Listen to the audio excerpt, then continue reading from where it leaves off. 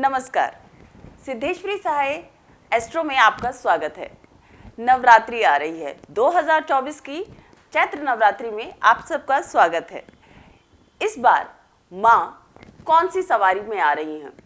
वैसे तो आप लोग सब जानते हैं कि माँ की सवारी सिंह है, तो फिर मैं डिफरेंट सवारी की बात क्यों कर रही हूँ? एक्चुअली साल में 4 नवरात्रे आती हैं, जिसमें से 2 प्रकट नवरात्रे होते हैं और 2 गुप्त नवरात्रे होते हैं।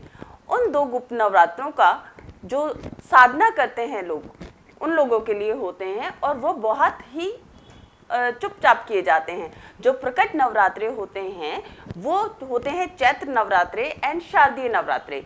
जब भी शारदीय नवरात्रे या चैत्र नवरात्रे आते हैं तो माँ डिफरेंट सवारी में आती हैं, जिससे कि पता चलता है कि ये जो आने वाला वर्ष है, ये जो आने वाला समय है, वो हमारे लिए पर्सनली या फिर जन के लिए, हमारे देश के लिए कैसा रहने वाला है। आप जानते हैं कि माँ की सवारी डिफरेंट चीज़ों को, आपके भाग्य को सूचित करती है। अगर नवरात्रि जो है वो सोमवार और रविवार को स्टार्ट होती है तो माँ गज की सवारी पे आती हैं। तो इसके बाद में है मंगलवार एंड शनिवार।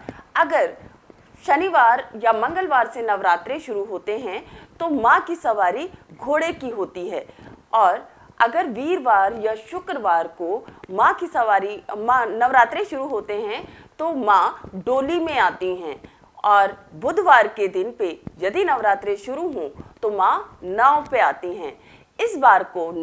इस बार 9 अप्रैल को नवरात्रि मंगलवार से शुरू हो रही है, तो माँ की सवारी घोड़े की रहने वाली है।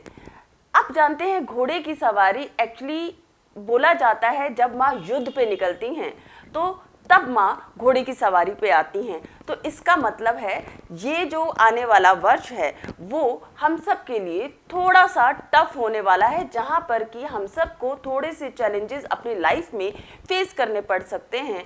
जहाँ पर कि अगर हम बड़े स्केल पे, देश के स्केल पे या विश्व के स्केल पे बात करें तो काफ़ी वॉल्केनो इरप्शंस या फिर लैंडस्लाइडिंग या सिविल जो वॉर्स हैं उन सब की सूचनाएं, बॉम्ब ब्लास्ट टाइप की चीज़ें हम लोगों को सुनने को मिल सकती हैं। तो आतंकी हमले इन सब चीज़ों के लिए देखने को मिल सकते हैं।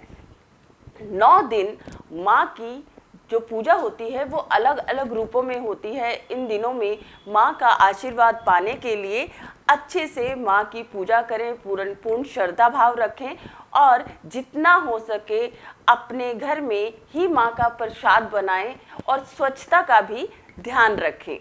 धन्यवाद। आपकी नवरात्रि शुभ हो।